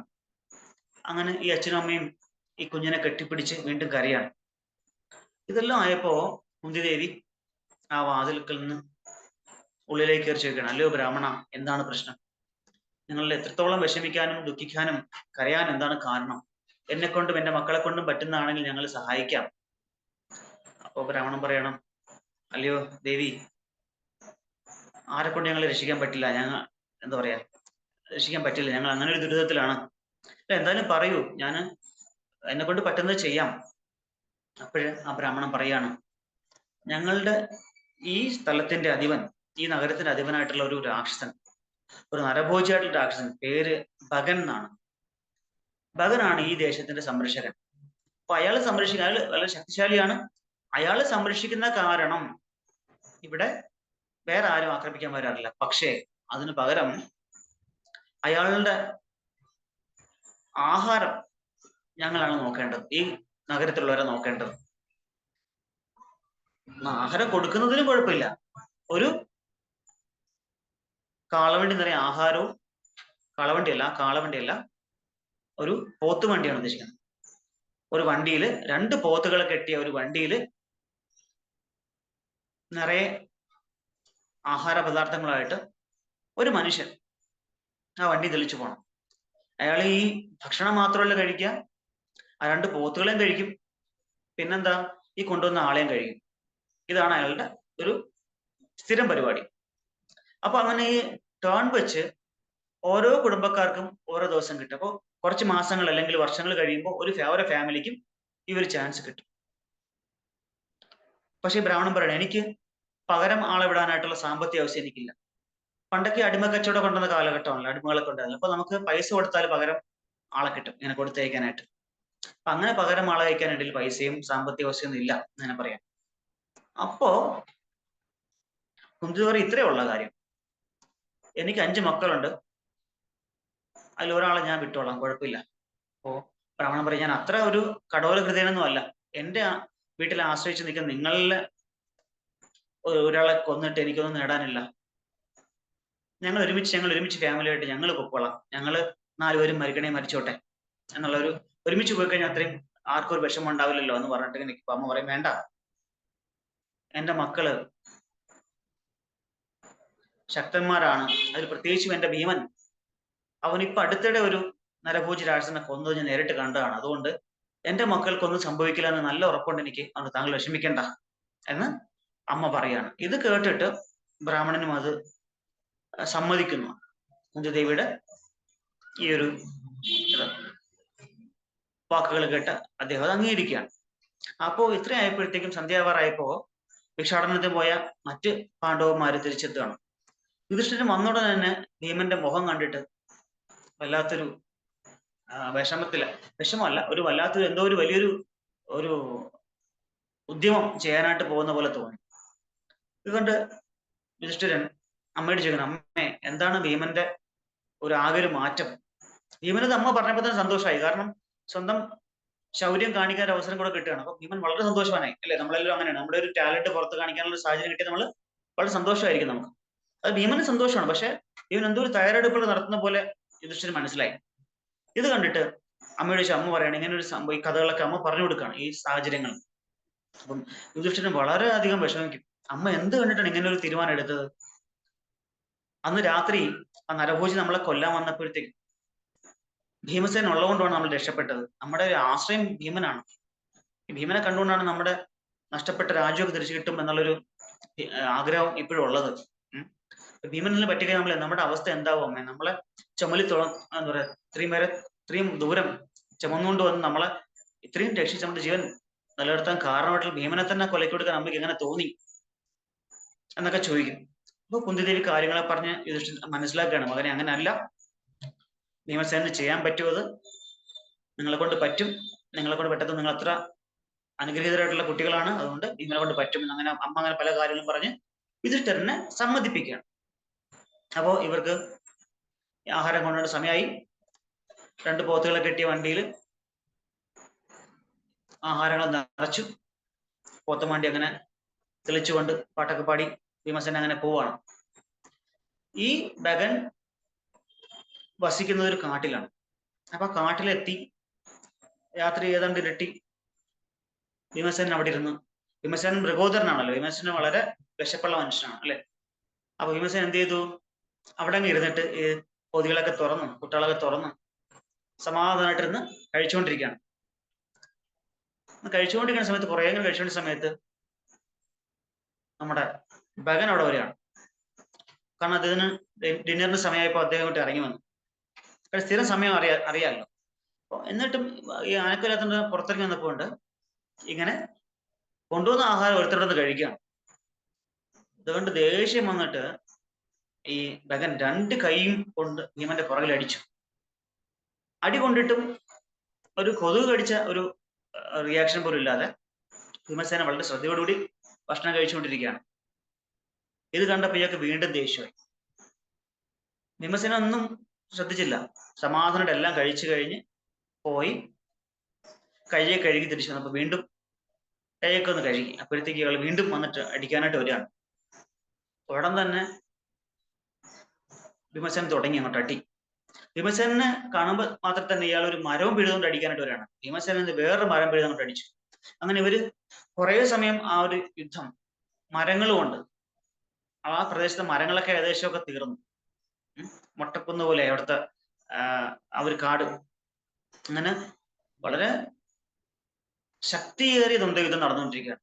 അങ്ങനെ യുദ്ധം നടന്ന് അവസാനം ഭീമൻ നേരത്തെ ചെയ്ത പോലെ തന്നെ ഇയാളങ്ങ് തൂക്കിയെടുത്ത് കറക്കി തറയിലടിക്കുക. അതോടുകൂടി ഏകദേശം പകുതി ജീവൻ പോയി ഇയാളുടെ, ഈ ഭഗന്റെ.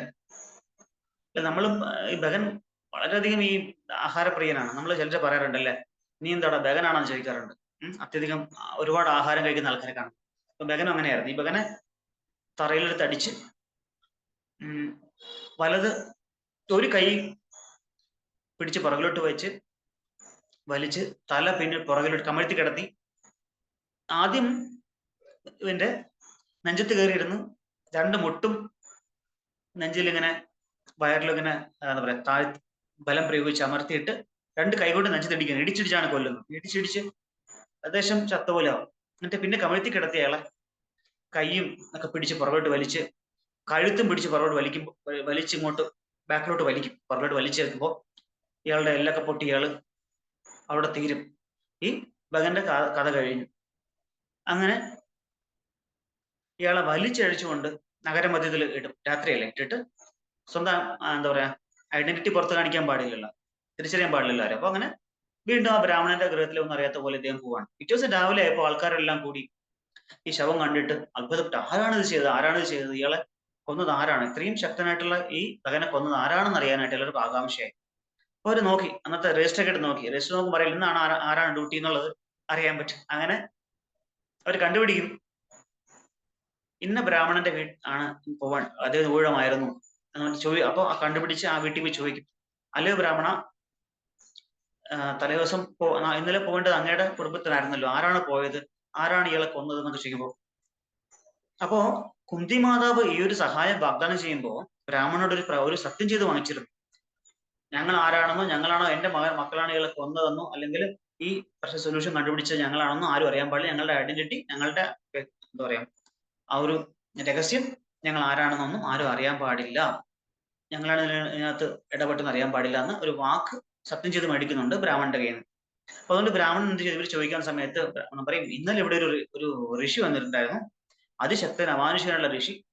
എന്റെ ഈ അവസ്ഥ കണ്ടിട്ട് അദ്ദേഹം പറഞ്ഞു, ഞാൻ ഇന്നത്തേക്ക് ആഹാരം കൊണ്ട് ഉൾക്കൊള്ളാന്ന് പറഞ്ഞിട്ട് അദ്ദേഹം പോയിട്ട് അദ്ദേഹത്തിന്റെ ഉഗ്രമന്ത്രങ്ങളോട് അദ്ദേഹം ഈ ഗഗനെ നശിപ്പിച്ചതാണ് എന്ന് പറഞ്ഞ് അതൊക്കെ അങ്ങ് ഒഴിവാകും. അപ്പോ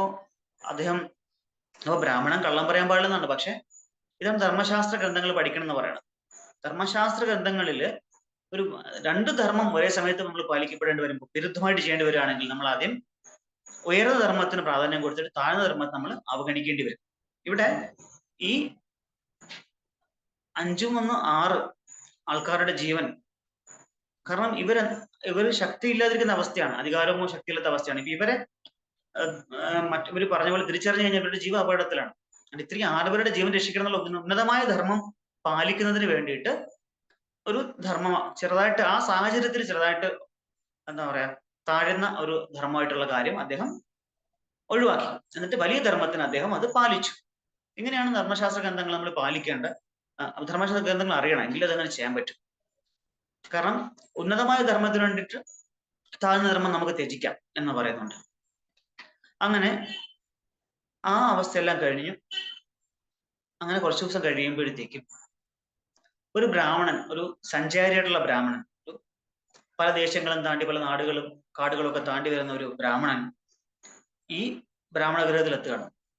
ഇദ്ദേഹവും ഇവിടെ തന്നെ തമ്പടിച്ചു, ആഹാരവും താമസവും ഇവിടെ തന്നെ കൂടി. അപ്പോ കുന്തിദേവി ചോദിക്കുന്നുണ്ട്, അല്ലയോ ബ്രാഹ്മണ ശ്രേഷ്ഠ, താങ്കൾ പല നാടുകൾ താണ്ടി വരുന്ന ആളാണല്ലോ, താങ്കൾക്ക് ഒരുപാട് അനുഭവജ്ഞാനങ്ങളും പല നാട്ടുകളും അറിവുകളുണ്ടല്ലോ, ഞങ്ങൾക്കൊന്ന് പകർന്നു തരാമോ അറിവുകളൊക്കെ എന്ന് പറഞ്ഞിട്ട് ചോദിക്കുമ്പോൾ, നമ്മളാലും അങ്ങനെയല്ലേ, പല യാത്രകൾ കഴിഞ്ഞ ആൾക്കാർ ചോദിക്കില്ലേ, അവിടെ എങ്ങനെ ഉണ്ടായിരുന്നു, ആ സ്ഥലം എങ്ങനെ ഉണ്ടായിരുന്നു എന്ന് നമ്മൾ ഡീറ്റെയിൽസ് ചോദിക്കാറില്ലേ, അതുപോലെ ചോദിക്കുക. അപ്പോൾ കുന്തിദേവി ചോദിച്ചതിന് മറുപടി ആയിട്ട് ബ്രാഹ്മണൻ പല നാടുകളെ പറ്റിയും ആ സ്ഥലം അദ്ദേഹം യാത്ര ചെയ്ത സ്ഥലങ്ങളെ പറ്റി, പാഞ്ചാലം, ദീർഘർത്ഥം, മത്സ്യം, കീചകം എന്ന് പറഞ്ഞ പല പല ദേശങ്ങളെ പറ്റിയൊക്കെ സംസാരിക്കും. എന്നിട്ട് അദ്ദേഹം പറയും, ഇപ്പോ അടുത്തൊരു സ്ഥലത്തൊരു ഈ പാഞ്ചാലം എന്ന സ്ഥലത്ത് ഒരു സ്വയംവരം നടക്കാൻ പോവാണ്. അവിടെ വളരെ സുന്ദരിയായിട്ടുള്ള ഒരു രാജകുമാരിയുണ്ട്, പേര് ദ്രൗപദി എന്നാണ്. ദ്രൗപദിയെ പറ്റി ഒരുപാട് വർണ്ണിക്കും അദ്ദേഹം അവിടെ വളരെ സുന്ദരമായിട്ട്. അതിൽ മഹാഭാരതം മൂലഗ്രന്ഥത്തിൽ അതിന്റെ ശ്ലോകങ്ങളൊക്കെ പറയുന്നുണ്ട്. ഈ പെൺകുട്ടി വളരെ ചുരുണ്ട കാർക്കൂന്തലോട് കൂടിയ ഒരു സ്ത്രീ, എല്ലാ ശാരീരിക ഭംഗിയും ഒത്തിണങ്ങി കരിനീല നിലത്താമരയുടെ നിറത്തോടു കൂടിയവളും നിലത്താമരയുടെ സുഗന്ധത്തോടു കൂടി, ഒരു ക്രോശം വ്യാപിക്കുന്ന സുഗന്ധത്തോടു കൂടിയിട്ടുള്ള ഒരു സ്ത്രീരത്നമാണ് എന്നൊക്കെ പറയുമ്പോൾ ഈ രാജകുമാരന്മാരുടെവർക്കും പാണ്ഡവന്മാർക്കും ഒരു ആഗ്രഹം മനസ്സിൽ, ഈ പെൺകുട്ടിയെ എനിക്ക് കിട്ടിയെങ്കിൽ എന്നൊരു ആഗ്രഹം ഇവർക്കും തോന്നും. അങ്ങനെ ഇവര് അപ്പൊ ഇദ്ദേഹം ഈ കുട്ടി എങ്ങനെയാണ് ജനിച്ചെന്നുള്ള കഥയും കൂടെ പറയും. നമ്മൾ നേരത്തെ മുമ്പ് പറഞ്ഞു നിർത്തി, ദ്രുപദൻ മനസ്സിൽ ജ്വലിക്കുന്ന അഗ്നിയോട് നടക്കുകയാണ് അല്ലെ, ദ്രോണരെ പകരം വീട്ടാനായിട്ട്. അന്നേറ്റ അപമാനത്തിന് പകരമായിട്ട് ഒരു ശാശ്വതമായിട്ടുള്ള സൗഹൃദമൊക്കെ അന്ന് പറഞ്ഞു വെച്ചെങ്കിലും മനസ്സിനുള്ളിൽ ഇപ്പോഴും തീ എരിയുകയാണ്. അങ്ങനെ ഈ ദ്രുപദൻ പല നാടുകളിലും അലഞ്ഞു നടന്ന് പല യോഗികളെയും അങ്ങനത്തെ അമാനുഷ്യ ശക്തിയുള്ള ആൾക്കാരെയൊക്കെ തേടി നടക്കുകയാണ്. കാരണം ദ്രോണരോട് പകരം വീട്ടണം. അത് മാത്രമല്ല, ഇതിന് ഇപ്പൊ ഇത്രയും വർഷമായിട്ടും സന്താനങ്ങളില്ല. അപ്പൊ അതിന്റെ ആ ഒരു വ്യഥ വർദ്ധിക്കുകയാണ്. അങ്ങനെ അദ്ദേഹം പല സ്ഥലങ്ങളിലും അലഞ്ഞു നടന്ന് ഗംഗാതീരത്തെത്തുമ്പോ അവിടെ വെച്ചിട്ട് ഒരു രണ്ട് ഋഷിമാരെ കണ്ടുമുട്ടാണ്. ഒരാളുടെ പേര് യജൻ എന്നും മറ്റുള്ള ഉപജയൻ എന്നുമാണ്. യജൻ മൂത്ത ആളും ഉപജയൻ അനുജനുമാണ്. ഇവരെ കണ്ടുമുട്ടുമ്പോൾ ഇതിന് മനസ്സിലായി, ഇവരോട് ഇടപെടുമ്പോൾ മനസ്സിലായി ഇവര് അമാനുഷ്യ ശക്തിയുള്ള യോഗ്യവര്യന്മാരാണെന്ന് മനസ്സിലാക്കിയിട്ട് ഇത് തോന്നും ഉപജയനാണ് കുറച്ചുകൂടെ കഴിവുള്ള ആളാണെന്ന് തോന്നും. അതുകൊണ്ട് ഉപജയനോട് പോയിട്ട് തന്റെ കാര്യങ്ങൾ അവതരിപ്പിക്കും. എനിക്ക് പുത്രന്മാര് വേണം, എന്നാൽ ദ്രോണർക്കെതിരെ പകരം വീട്ടാനൊക്കെ ഉള്ളതാണ്. പഴയ കഥകളൊക്കെ പറഞ്ഞു കൊടുക്കും. ഈ കഥകളെല്ലാം കേട്ടിട്ട് ഉപജയൻ പറയും, അല്ലെ മഹാരാജാവേ, എനിക്ക് ഇതിലൊന്നും താല്പര്യമില്ല എന്ന് പറയും. അപ്പൊ സാത്വികന്മാർ എപ്പോഴാണ് പകരം വീട്ട് അതിനൊന്നും കൂട്ടു നിൽക്കില്ല. ചില സാത്വികന്മാരുടെ ആൾക്കാർ അതിനൊന്നും ഒരു താല്പര്യം ഉണ്ടാവില്ല. പക്ഷെ ഇദ്ദേഹം വാഗ്ദാനം ചെയ്യുന്നത് 10,000 പൊന്നാണിയൊക്കെ അവിടെ പൊന്നാണിയോ, പിന്നെ താങ്കൾക്ക് എന്താണ് ആവശ്യമുള്ളത് പറഞ്ഞാൽ മതി എന്നുള്ള വാഗ്ദാനം കൊടുക്കുന്നത്. അപ്പൊ ഇതിലൊന്നും അദ്ദേഹം വീഴുന്നില്ല. പക്ഷെ എന്റെ ശ്രേഷ്ഠനുണ്ട് യജൻ, അവൻ ചിലപ്പോ ഇതിനൊക്കെ സഹായിക്കുമായിരിക്കും. കാരണം കുട്ടിക്കാലം മൂലം അവന്റെ സ്വഭാവം എങ്ങനെയാണ് എനിക്കറിയാം. ഒരു മരത്ത് ഞങ്ങൾ പൊക്കോണ്ടിരിക്കുമ്പോൾ മരത്തുനിന്നൊരു മാമ്പഴം വീഴുന്നു. ആ മാമ്പഴം അത് അഴുക്കാണോ നല്ലതാണോ മണ്ണാണോ എന്ന് നോക്കാതെ അതെടുത്ത് ശുദ്ധി അശുദ്ധി നോക്കാതെ എടുത്ത് കഴിച്ചു. അങ്ങനെ അന്ന് മുതൽ തുടങ്ങിയാണ് അവൻ ശുദ്ധി അശുദ്ധി നോക്കാതെ എന്തും കഴിക്കും, എന്തും ചെയ്യും. അങ്ങനത്തെ ഒരു സ്വഭാവക്കാരാണ് അവന് സ്വന്തം സ്വാർത്ഥ താല്പര്യം മാത്രമേ ആണ് പ്രാധാന്യം എന്നുള്ള ഒരു കാര്യങ്ങളൊക്കെ സ്വന്തം സഹോദരനെ പറ്റി പറയാണ്. ഇങ്ങനെ ചിലപ്പോൾ താങ്കൾ അതേ എന്റെ ജ്യേഷ്ഠനോട് സമീപിച്ചു കഴിഞ്ഞാൽ അയാൾ ചിലപ്പോൾ ഇതൊക്കെ ചെയ്തത്, അയാൾക്ക് ഇങ്ങനെ വലിയ ധർമാധർമ്മം അങ്ങനെയൊന്നും വലുതായിട്ടൊന്നുള്ള ആളല്ല, പൈസക്ക് വേണ്ടി അത് എന്തും ചെയ്യും, ധനത്തിന് വേണ്ടി എന്ത് ചെയ്യുമെന്ന് പറഞ്ഞിട്ട് അങ്ങോട്ട് അയക്കാം. ആദ്യം ഉപജൻ സമ്മതിക്കില്ല. പക്ഷെ എന്നിട്ടും ദ്രുപദൻ അതൊന്നും വകവെക്കാതെ പിന്നീടും അതിനെ വീണ്ടും വീണ്ടും ശുശ്രൂഷിക്കുകയും പരിചരിക്കുകയും ചെയ്യും. അങ്ങനെ 1 വർഷം കഴിയുമ്പോഴാണ് ഈ ഒരു കാര്യം യജനെ പറ്റിയിട്ട് ഉപയജൻ പറഞ്ഞു കൊടുക്കുന്നത്.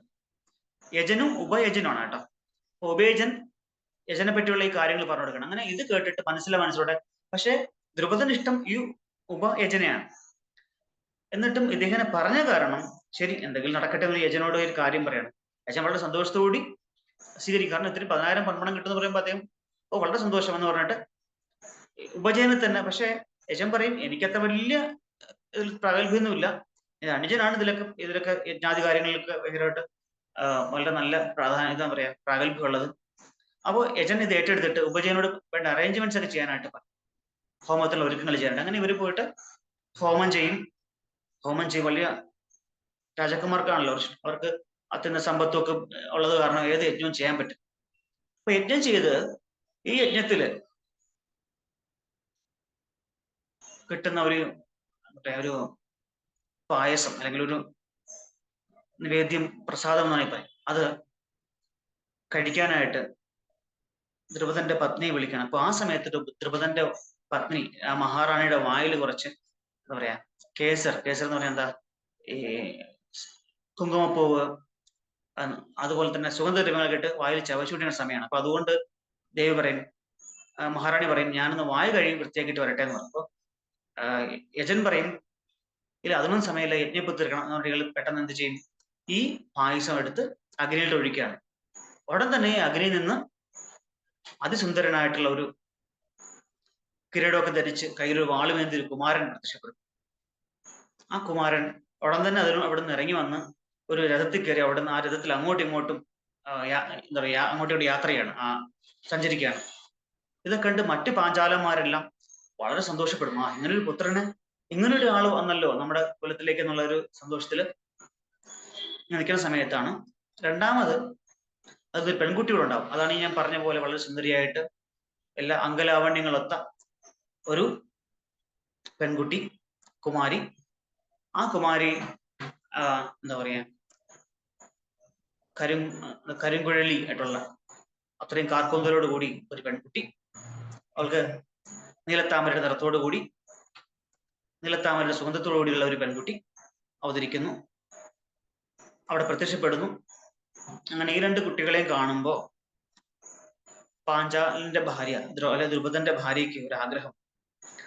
ഈ ഋഷിമാരോട് പറയും, ഈ ഉണ്ടായ രണ്ട് കുട്ടികളും എന്റെ കുട്ടികളായി തന്നെ അറിയപ്പെടണം എന്നൊരു ആഗ്രഹം പറയും. അങ്ങനെ അദ്ദേഹം സമ്മതിക്കുകയും ഈ കുട്ടികൾ കൊണ്ട് ബാക്കി ജനിച്ചു കഴിഞ്ഞാൽ കർമ്മങ്ങളുണ്ടല്ലോ ഒക്കെ ചെയ്ത് നാമകരണം ചെയ്യും. അപ്പൊ ആദ്യം വന്ന ആൺകുട്ടിക്ക് ദൃഷ്ടദ്യുമ്നൻ എന്ന് പേര് കൊടുക്കും.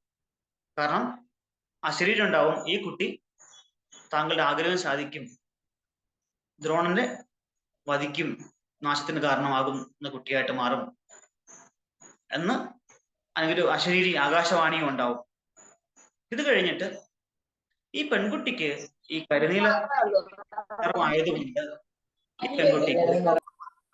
ഈ പെൺകുട്ടിക്ക് കൃഷ്ണ എന്ന് പേര് വയ്ക്കും. കൃഷ്ണ. അപ്പൊ സംസ്കൃതത്തിൽ നേരത്തെ പറഞ്ഞ പോലെ കൃഷ്ണ എന്ന് പറഞ്ഞാൽ പുല്ലിംഗവും കൃഷ്ണ എന്ന് പറഞ്ഞാൽ സ്ത്രീലിംഗവുമാണ്. അപ്പൊ ഈ കുട്ടി കൃഷ്ണ എന്നാണ് പേര് വെച്ചത്. അപ്പൊ ദ്രൗപദിക്ക് പാഞ്ചാലി എന്നും കൃഷ്ണ എന്നൊരു പേരുണ്ട്. കൃഷ്ണനെ പോലത്തെ അതേ നിറത്തിലുള്ള പെൺകുട്ടിയാണത്, കൃഷ്ണ. അങ്ങനെ പറയും, ഈ പെൺകുട്ടി ഭൂമിക്ക് ഭാരമായിട്ടുള്ള ഒരുപാട് ക്ഷത്രിയന്മാരുടെ നാശത്തിനും പ്രത്യേകിച്ചും കുരുവംശത്തിന്റെ നാശത്തിന് കാരണമായിട്ടുള്ള ഒരു വ്യക്തിയായിട്ട് മാറും എന്നൊരു അശരീര്യം ഉണ്ടായി, ഒരു പ്രവചനം ഉണ്ടായി. അങ്ങനെ ഉണ്ടായ രണ്ട് കുട്ടികളാണ്. അപ്പൊ ഈ രാജകുമാരിക്കാണ് ഇപ്പോ ഈ ദ്രുപദ മഹാരാജാവ് സ്വയംവരം പ്രഖ്യാപിച്ചിട്ടുള്ളത്. നാനാദേശത്തും രാജകുമാരന്മാരെ ക്ഷണിച്ചിട്ടുണ്ട്. അതിമനോഹരമായ പന്തലും താമസ സൗകര്യം 7 നിലയുള്ള മാളികകളും ഒക്കെ പണിഞ്ഞവിടെ നാനാദേശത്തുള്ള ആൾക്കാരെയൊക്കെ താമസിപ്പിക്കാനായിട്ട് താമസ സൗകര്യവും ഒക്കെ ഒരുക്കി. അങ്ങനെ ദ്രുപദൻ ആ മുഹൂർത്തത്തിനോട് കാത്തിരിക്കുകയാണ്.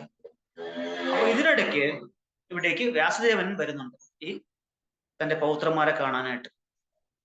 അവരെ കണ്ട് കുറെ ധർമ്മോപദേശങ്ങളും ഒരുപാട് അറിവുകളും ഒക്കെ കൊടുത്ത ശേഷം അദ്ദേഹം ഈ ഒരു ദ്രുപദപുത്രിയെ പറ്റി പറയുന്നുണ്ട്. ഇവരെ ഈ ഒരു സ്വയംവരത്തിലേക്ക് തന്റെ പൗത്രന്മാരെ പറഞ്ഞയക്കാനും കൂടിയാണ് ഇവിടെ വ്യാസദേവൻ പ്രത്യക്ഷപ്പെടുന്നത്. അപ്പൊ അദ്ദേഹം നേരത്തെ പറഞ്ഞിട്ടുണ്ട്, ഞാൻ വരുന്നവരെ നിങ്ങൾ ഇവിടെ ഈ വേഷപ്രശ്നമായിട്ട് നിൽക്കണം ഇവിടെ എന്ന് പറഞ്ഞിട്ടുണ്ടായിരുന്നു. അല്ലെ, വേഷം മാറി ബ്രാഹ്മണനായിട്ട് നിൽക്കണം പറഞ്ഞിട്ടാ പോകുന്നത്. അപ്പം അദ്ദേഹം പറഞ്ഞ പോലെ സമയമായപ്പോ എത്തി, പൗത്രന്മാർക്ക് പറഞ്ഞു. എന്നിട്ട് പറഞ്ഞു, ഈ പെൺകുട്ടിയെ പറ്റി പറഞ്ഞിട്ട് ആ പെൺകുട്ടിയുടെ ആ മഹത്വമൊക്കെ പറഞ്ഞ് മനസ്സിലാക്കിയിട്ട് ആ പെൺകുട്ടിയുടെ പൂർവ്വവൃത്താന്തം കൂടെ പറഞ്ഞറിയിക്കുകയാണ്, മുൻജന്മം. ഈ പെൺകുട്ടി ഒരു ഋഷികുമാരി ആയിരുന്നു. നമ്മുടെ ആൾക്കാർ ഇപ്പോഴും ഒരു തെറ്റായിട്ട് പറയുന്നതാണ് കേരളത്തിൽ, അല്ലെ. ഋഷിയും അതുപോലെ തന്നെ സന്യാസി എപ്പോഴും മാറ്റി മാറ്റിയാ പറയുന്നത്. ഋഷി എന്ന് പറയുന്നത് അദ്ദേഹം മക്കളും ഭാര്യയായിട്ടൊക്കെ വനത്തിലും മറ്റും യജ്ഞ ഹോമാദികളും തപസ്യായിട്ട് കഴിയുന്ന ആൾക്കാരാണ് ഋഷി എന്ന് പറയുന്നത്. സന്യാസി എന്ന് പറഞ്ഞാൽ വർണ്ണാശ്രമ ധർമ്മത്തിലെ 4ാമത്തെ ആശ്രമമായിട്ടുള്ള സന്യാസാശ്രമമാണ്. രണ്ടും എപ്പോഴും അങ്ങോട്ടും ഇങ്ങോട്ടും മാറ്റി പറയാറുണ്ട് പലപ്പോഴും നമ്മുടെ പ്രത്യേകിച്ച് കേരളത്തില്.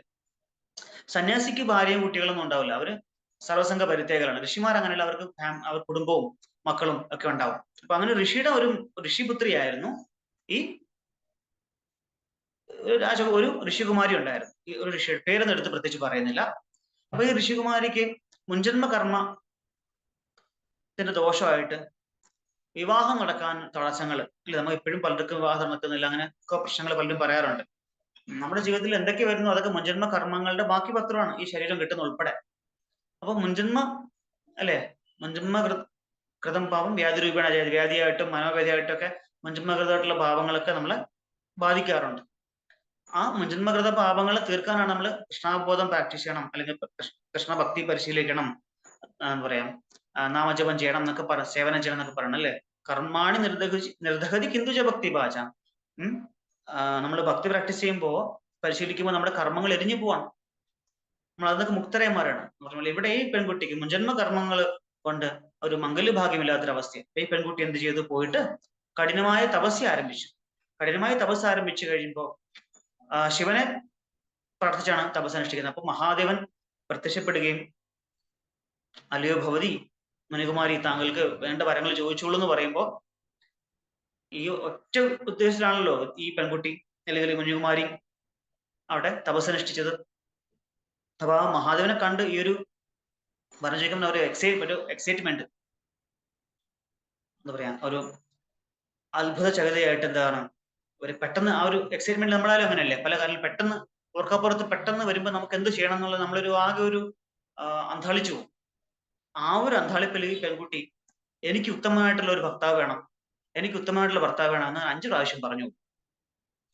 കാരണം അഥവാ ഇനി മഹാദേവൻ പറഞ്ഞത് കേട്ടില്ലെങ്കിലോ എന്ന് വെച്ചാൽ പെട്ടെന്ന് ആ ഒരു ആവേശത്തില് ഓവർ എക്സൈറ്റഡ് ആയിട്ട് എന്താ പറയും 5 പ്രാവശ്യം ചോദിക്കും. അപ്പൊ തഥാസ്തു എന്ന് മഹാദേവൻ 5 പ്രാവശ്യം പറയും.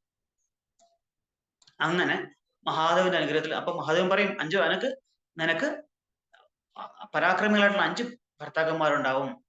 പക്ഷെ ഇതിലല്ല, അടുത്ത ജന്മത്തിൽ ഈ ശരീരോപേക്ഷ നീ അടുത്ത ജന്മം എടുക്കുമ്പോൾ നിനക്ക് 5 ഭർത്താക്കന്മാർ, അതും ഭരതവംശജരായിട്ടുള്ള 5 ഭർത്താക്കന്മാര് പരാക്രമികൾ നിനക്കുണ്ടാവും.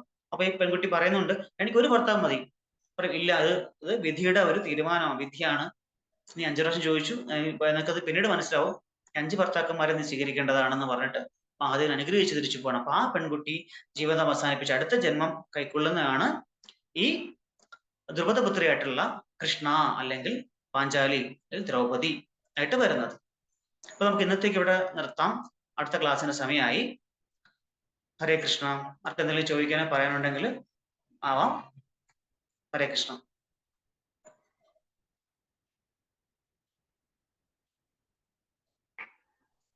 ക്ലാസ് നിർത്താന്ന് പറയുമ്പോ വിഷമം പ്രഭു.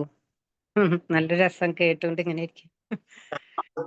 നമുക്ക് അടുത്ത ക്ലാസ് ഉണ്ടല്ലോ 7 മണിക്ക്, അതുകൊണ്ടാണ്. ശരി ശരി. കൃഷ്ണ പ്രഭു പ്രണാം. ഹരേ കൃഷ്ണ. ഹരേ കൃഷ്ണ. ഹരേ കൃഷ്ണ. ഹരേ കൃഷ്ണ പ്രഭു. താങ്ക് യു പ്രഭു. കൃഷ്ണ. ഐശ്വര്യ മാതാജി ഉണ്ടോ? കൃഷ്ണ. കഥാമത പ്രഭു. കഥാമത പ്രഭു. പ്രഭു വളരെ നല്ല ക്ലാസ്. നന്ദി പ്രഭുജി. മാതാജി പറഞ്ഞതുപോലെ കേട്ടോണ്ടിരിക്കാൻ നല്ല രസമുണ്ട്.